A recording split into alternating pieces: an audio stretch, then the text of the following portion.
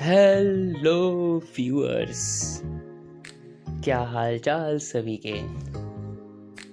Actually मैंने ना सुना था कि किसी भी केस में वाई, हाउ एंड व्हाट, ये तीन चीज़ें बहुत ज़रूरी होती हैं। तो जैसा आपने टाइटल पढ़ ही लिया होगा, तो आज हम जानेंगे how, what and why to analyse. So let's begin with why to analyse. तो ये सबके लिए अपना अपना रीज़न हो सकते हैं, लेकिन जो जनरल रीज़न मैं मानता हूँ वो ये है कि जब आप एनालाइज करते हो तब अपनी एक सोच को डायरेक्शन देते हो। यानी कि वैसे आपके अंदर रैंडम थॉट्स आते रहते हैं, बहुत सारे आते रहते हैं, चाहे अगर आप सो रहे हो, सोने से पहले या फिर नहाते वक्त, एक्सेट्रा एक्सेट्रा।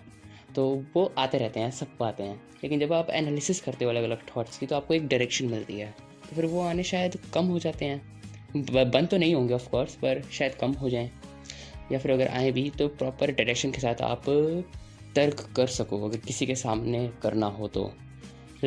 दूसरा फ़ायदा ये है कि आपकी हाजिर जवाबी बढ़ जाती है।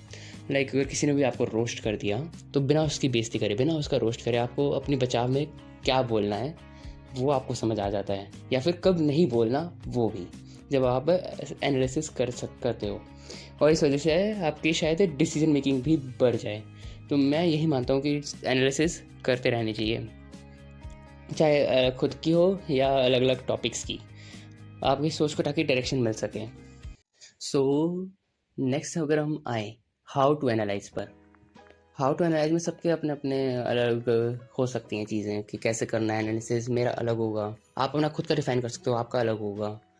लेकिन जितना मैं समझाऊँ, सबका कोर सेम होता है, बस स्टेप्स का ऑर्डर डिफरेंट हो जाता है एट कोर लेवल। हाँ, कुछ और माइन्यूट डिफरेंसेस आएंगे, पर मेरे हिसाब से कोर सेम होगा और थोड़े मोटे डिफरेंस ही होंगे।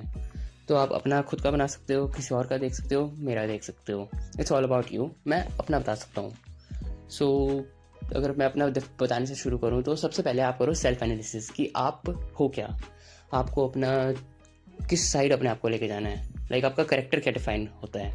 फॉर एग्जाम्पल ऑनेस्टी अपने को करेक्टर रख सकते हो, नॉलेज सीकिंग रख सकते हो, और ऐसा नहीं सिर्फ एक, अपने बहुत सारे पॉइंट्स भी रख सकते हो। ऑफ कोर्स मैं एग्जांपल दे रहा हूँ बस की ये नॉलेज है, ऑनेस्टी है, या पीस रखनी है आपको हमेशा, या फिर अगर आपको एज अ विलन भी रखना है तो भी एज अ अपना करेक्टर ये चीज़ करो कि सामने से वार करोगे हमेशा, पीठ पीछे कभी वार नहीं करोगे। या फिर अगर आपको यही रखना है कि नहीं, मैं सिर्फ दिमाग से करूँगा हमला, कुछ भी 48 लॉज ऑफ पावर अगर किसी ने पढ़े हो तो उसमें कई चीज़ें डिफाइन है ऐसे हमला करने के लिए, जिन्हें मैं प्रमोट नहीं करता, वो बाकी आपकी इच्छा।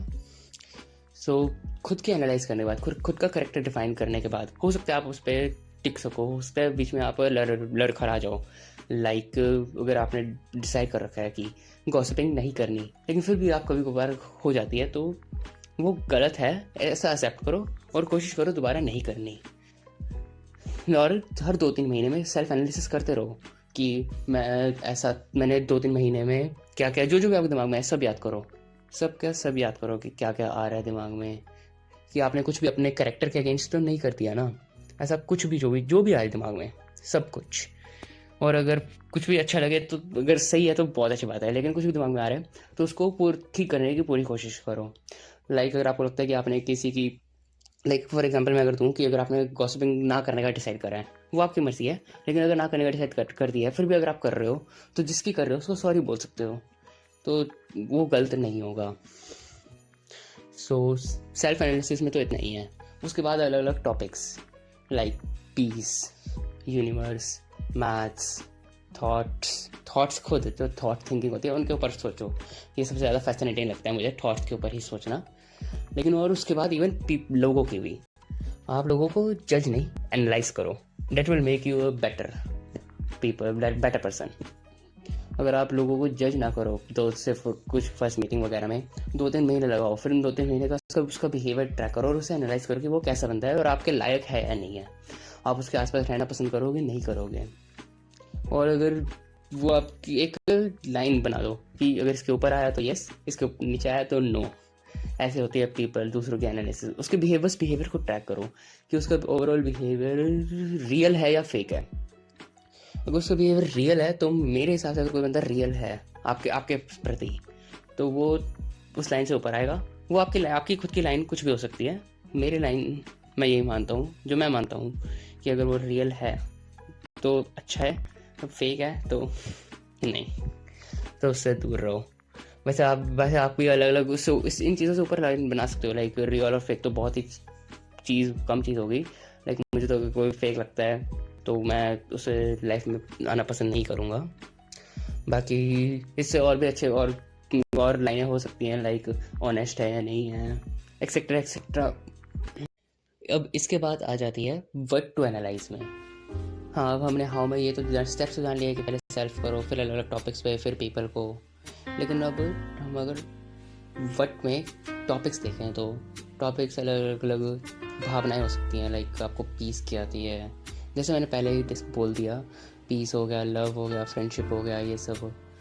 उसके अलावा ऑफ कोर्स पीपल का तो बता ही दिया मैंने, और सेल्फ एनालिसिस तो सबसे ज़्यादा ज़रूरी है। इसके अलावा यूनिवर्स हो सकता है, आप मैथ्स एंड साइंस हो सकता है। लाइक मैथ्स और साइंस का थोड़ा अलग रहेगा सीन, वो भी देखते हैं, डिस्कस करते हैं कभी। और फिर उसके अलावा अगर मैं सोचूं तो अलग अलग कैरेक्टर्स की, एनिमे के, सीरियल्स के, जो भी आप देखते हो कर सकते हो। It will be not a bad idea. किसी भी कैरेक्टर एनालिसिस तो बहुत ज़्यादा पॉपुलर है शायद यूट्यूब पे, और बहुत सारे लोग कैरेक्टर एनालिसिस करते हैं, यानी कि काफ़ी ज़्यादा फैसिनेटिंग हो सकता है। या फिर अलग अलग सिचुएशन की, हाँ, लाइक सिचुएशन की एनालिसिस करना तो मुझे स्पेशली बहुत पसंद है। लाइक अगर खुद को वहाँ पर रख कर इमेजिन करो और फिर सोचो कि आप कैसा बेटर सोल्यूशन ला सकते हो, और उसके बाद फिर उस पूरी सिचुएशन का एनालिसिस करो।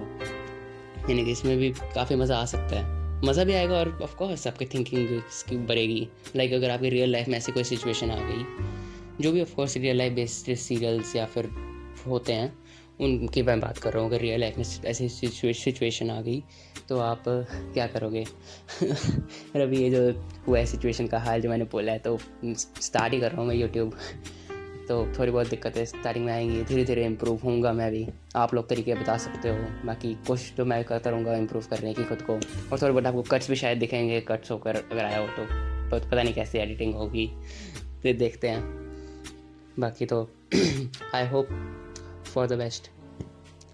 और तो यही बोल सकता हूँ कि इस चैनल पे और गेम्स आ सकती हैं, गेम्स की एनालिसिस आ सकती हैं, उसके अलावा मेरी खुद की पोइट्रीज आ सकती हैं, या फिर दूसरों की जेम जैसी पोइट्रीज की एनालिसिस आ सकती हैं, और बाकी डिस्कस करते रहेंगे और क्या क्या डाल सकते हैं। मैं खुद श्योर नहीं हूँ अभी, मैं सिर्फ एनालिसिस के प्रति श्योर हूँ कि एनालिसिस तो आनी चाहिए। तो वीडियो को एंड करते हैं, अब सारा डिस्कस हो ही गया, तो नेक्स्ट वीडियो से थोड़ी बहुत थिंकिंग स्किल्स बढ़ाएंगे, अपनी माइंड पावर। लाइक हाँ, आप पेपर पे लिख सकते हो, टाइप कर सकते हो, हाँ, सिर्फ सोच कर तो पॉसिबल नहीं है। जो मैं मानता हूँ सिर्फ सोच कर एनालिसिस करना पॉसिबल है ही नहीं, पेपर पेन की या फिर आप टाइप करके करो, जो मैं यही मानता हूँ। So till then, stay curious, keep analysing, bye.